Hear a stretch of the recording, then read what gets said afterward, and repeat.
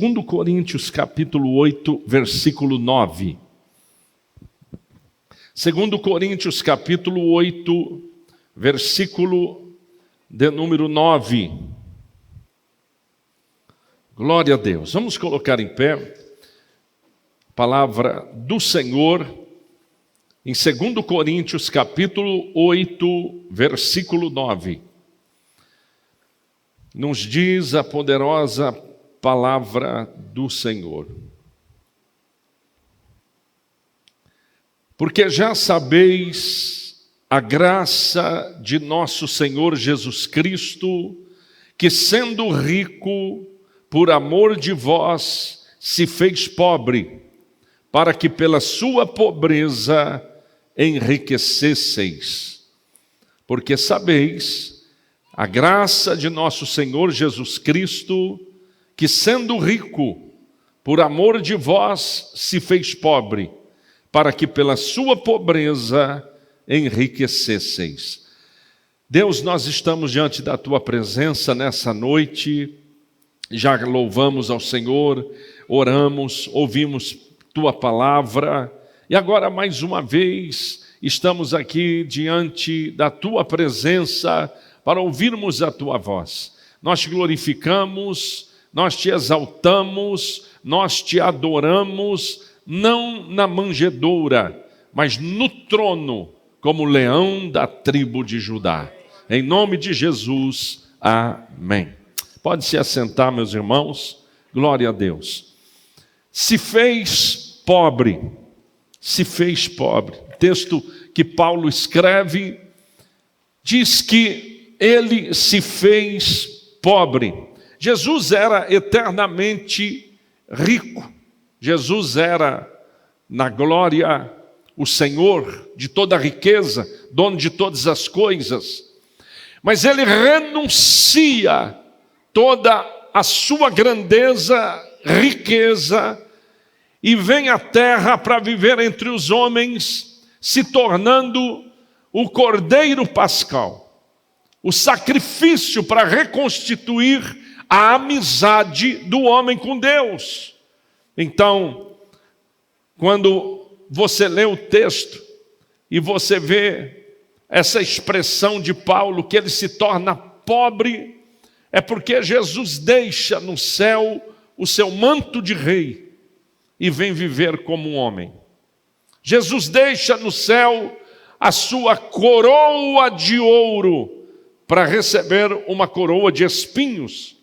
Jesus deixa no céu o cetro de rei do universo para viver entre os homens, sentir suas dores, viver as suas calamidades e levar o sacrifício da cruz. Abandonado, desprezado, como raiz de uma terra seca, muitas vezes incompreendido, perseguido. Esse foi o ministério de Jesus, a vida de Cristo. Então, quando você olha para esse texto, você entende que ele se torna pobre porque a sua riqueza era celestial. Quando o homem cai, a queda de Adão e Eva no jardim do Éden, o homem vai ao fundo do poço. O homem se torna pobre, pobre da presença de Deus, pobre de perdão, pobre em todas as áreas que você possa imaginar. O homem se torna carente, porque quem preenche o homem é Deus. E quando o homem é expulso do jardim do Éden e não tem mais a presença de Deus, ele está perdido, sem nenhum local para ancorar, nenhum local para se estabilizar, nenhum local para colocar a sua confiança. Perdido. O homem se torna pobre, pobre de Deus, pobre de coração, porque o homem fica ruim, o pecado passa a existir no coração do homem, e ele se torna pobre, porque vai para longe de Deus, e o pecado começa a agir, a dominar a vida do homem, e a sua pobreza é inevitável.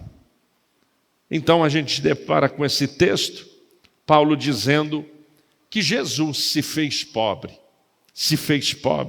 Ele se fez pobre, e eu queria assim cavar um pouco esse texto bíblico e pensar aqui com os irmãos essa noite.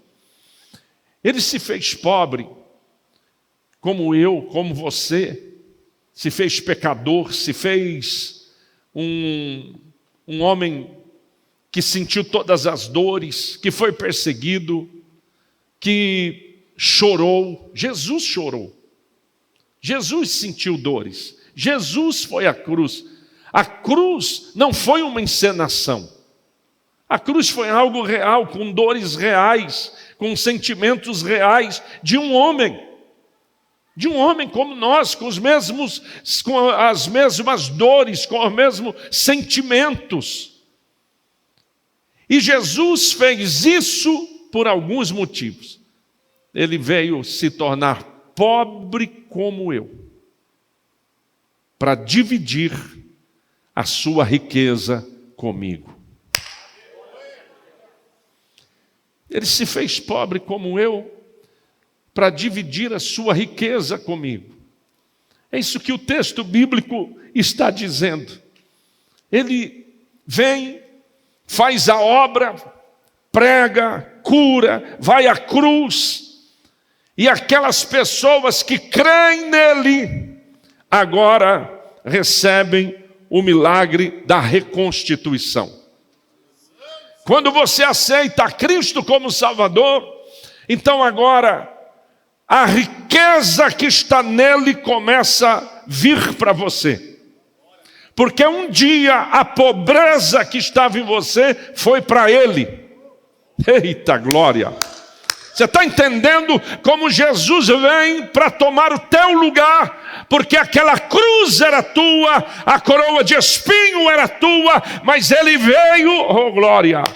E ele disse, eu pego a condenação dele, eu entro no lugar dele, eu sofro pelos seus pecados para que ele se torne livre. Então acontece um grande milagre, um grande milagre. A Bíblia diz que nós somos criaturas arruinadas, mas quando aceitamos Jesus, né? Eu tenho na minha casa, eu tenho alguns cactos, e todo dia mexer com aquilo, só de você olhar para ele, você já leva uma espinhada, uma espetada daquela. E a Bíblia diz que a gente era um zambujeiro bravo. Zambujeiro bravo é venenoso. Zambujeiro bravo é planta brava, planta que não presta, que não produz. Um espinheiro. Mas quando você aceitou Jesus como Salvador, ele é a oliveira verdadeira, e nele a planta ruim, que não produz, é enxertada. E agora o enxerto, oh glória, olha o que Jesus fez. O enxerto, aquela planta que era ruim, começa a receber toda a nutrição daquela oliveira e começa a ficar boa. E aquilo que era ruim na outra planta começa a ser expulso, começa a ser arrancado, e daqui a pouco aquele enxerto está colado, cicatrizado, e aquela planta que não valia nada, que não produz nada, agora começa a produzir. Porque ela foi enxertada.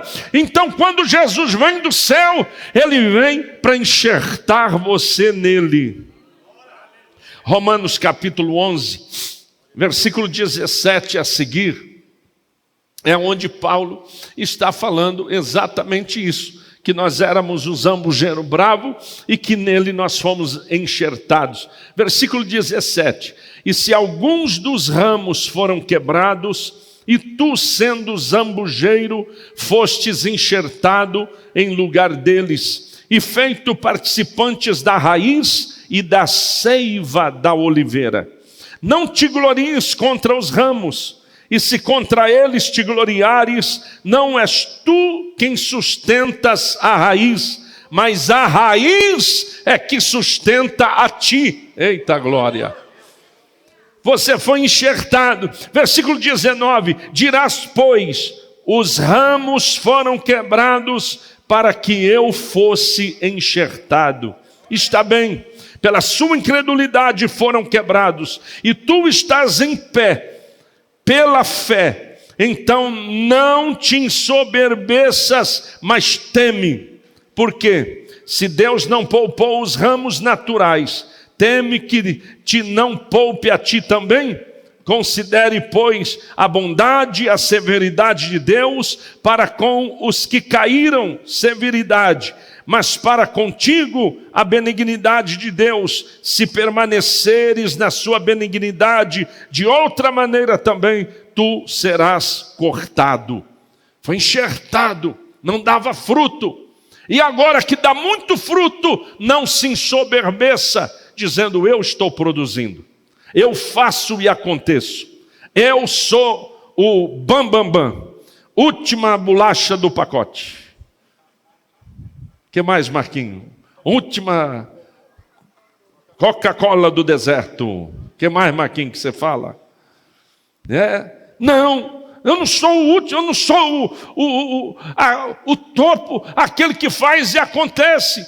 Aí o texto diz, não se glorie, porque não é você que sustenta os ramos, o tronco, mas é a raiz que te sustenta de pé, aleluia. Então você só está de pé porque Jesus está te sustentando, você só conseguiu porque Jesus está te sustentando, você só conquistou porque Jesus está te sustentando, você só respira porque Jesus está te sustentando, você só está aqui essa noite porque Jesus está te sustentando.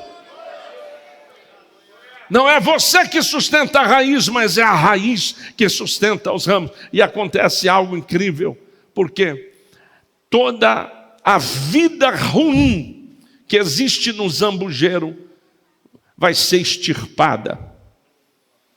Porque a seiva que vem da raiz da oliveira, do enxerto, vai passar para ela, vai dar força. E agora ela vai começar a produzir. Quando a gente lê a Bíblia e às vezes não entende a expressão, fala assim, para a gente estar em Cristo e Cristo em vós. Como é que eu estou em Cristo? Como é que Cristo está em mim? Quando eu sou enxertado. E a vida de Cristo, que é a palavra, a oração, o Espírito Santo vem pela raiz, passa pelo tronco e chega nos galhos, que sou eu quem estou enxertado ali. Então, quando eu estou em Cristo, a vida de Cristo começa a estar em mim. Agora, você é zambujeiro ou é oliveira? Na verdade, você é o tronco, a raiz, aquele que está arrancando os minerais da terra e te sustentando de pé. Por isso que Paulo diz, não vivo eu, mas é Cristo que vive em mim. Você deixa de ter a sua raiz e começa a estar enraizado em Cristo. Você deixa de ter a sua vontade própria e começa a se alimentar e a viver daquilo que Cristo tem para você. Recebemos da mesma vida que está em Cristo. Então ele se fez pobre para que vocês enriquecessem. Toda a riqueza de Cristo na glória agora também é nossa. A Bíblia diz que nós somos herdeiros pela fé, filhos de Abraão pela fé, herdeiros. Então toda a riqueza de Cristo agora também é nossa. Evangelho de João, capítulo 1, versículo 16, está escrito, e todos nós recebemos também a sua plenitude e graça por graça, graça por graça, graça por graça. Recebemos a sua plenitude e a sua plenitude é graça por graça. E o que é que significa graça? Favor imerecido. A palavra mais profunda para a tradução da palavra graça, favor imerecido. Eu não mereço, mas Ele me dá. Eu não mereço, mas eu tenho. Aleluia. Eu não mereço, mas vou morar no céu. Eu não mereço, mas vou sentar na mesa e ser servido por Jesus. Eita! Eu não mereço, mas Ele vem e se torna pobre, pega a minha pobreza, a minha miséria, para que eu me torne, aleluia, abençoado. Abençoado. O que Ele fez comigo foi exatamente o que o pai do filho pródigo fez com seu filho. Eu acho bonito quando o texto diz, em Lucas, diz que e ao ver de longe, o pai vê o filho longe, ele já conhece. Aquela silhueta, mas ele já conhece. É só uma mancha lá no horizonte da estrada, mas ele já conhece. Já sabe quem vem vindo lá, aleluia. Então, foi isso que Jesus fez, te recebeu, te deu um banho de graça, trocou as suas vestes, colocou anel no teu dedo, sapato nos teus pés, te colocou dentro de casa e disse: você não é empregado nem escravo, você é meu. Aleluia! Você é o meu filho. Você não está aqui como alguém que vai ter que trabalhar para conquistar, trabalhar para o salário, trabalhar para chegar ao fim do mês. Tudo isso aqui é seu.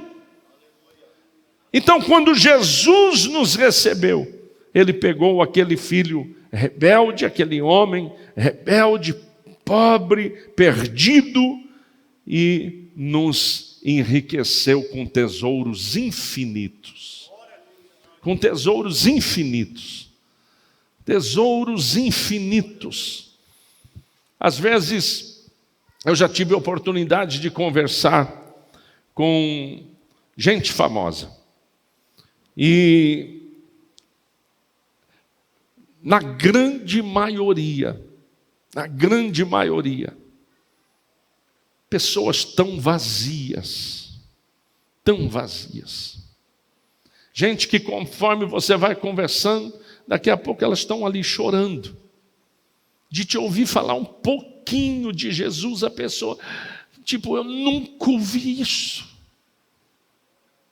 Sabe, textos e livros textos decorados para um programa de TV, para uma novela. Mas quando se depara com o amor de Cristo, são indoutos, não conhecem. Imagine agora o tamanho da riqueza que você tem, porque você está alguns degraus à frente daquilo que você conhece de Deus, daquilo que você conhece da Bíblia, daquilo que você conhece do Senhor. Então, se considere rico por toda a graça de Deus derramada sobre você. Graça por graça. Graça por graça. Porque só Jesus pode preencher o vazio do coração do homem. Só Jesus pode abastecer o seu tanque de felicidade. Só Jesus pode abastecer o seu tanque de ânimo. Então, Ele se torna pobre para que eu fosse rico. Todo o seu sofrimento para que eu fosse sarado. Ele vem e nos veste com as suas vestes reais. Ele vem e nos dá um banho e nos lava no sangue derramado na cruz do Calvário. Ele vem e nos enxerta, diz: não, você não pode ficar produzindo coisa ruim. Eu vou te enxertar.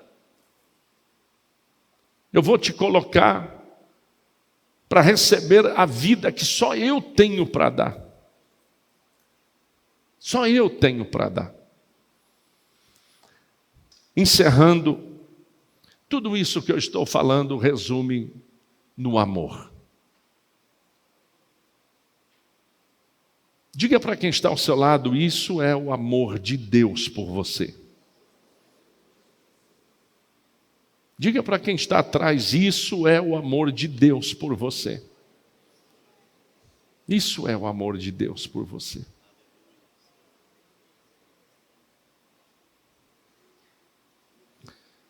Encerro lendo Isaías capítulo 9, versículo 6. Porque um menino nos nasceu, um filho se nos deu, e o principado está sobre os seus ombros. E o seu nome será maravilhoso, conselheiro, Deus forte, Pai da eternidade e príncipe da paz. O nosso Salvador, aquele que veio e se fez pobre, até no seu nascimento. Jesus, por ser um rei, no seu conceito, ele não tinha que nascer num castelo, num palácio, no mínimo numa grande mansão, mas ele nasce numa manjedoura humilde, no meio da pobreza, da carência, da necessidade. E eu estava pensando hoje à tarde, Jesus viveu e não teve casa.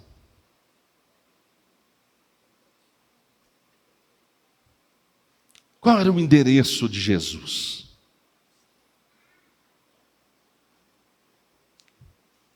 Cafarnaum é o lugar chamado como o centro da onde Jesus vai delegar todas as missões. Sempre Cafarnaum é como um centro general ali, da onde ele vai coordenar muitas missões.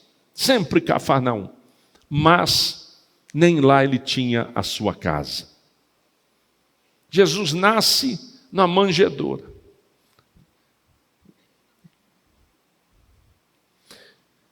Tudo na Bíblia tem seu significado profundo.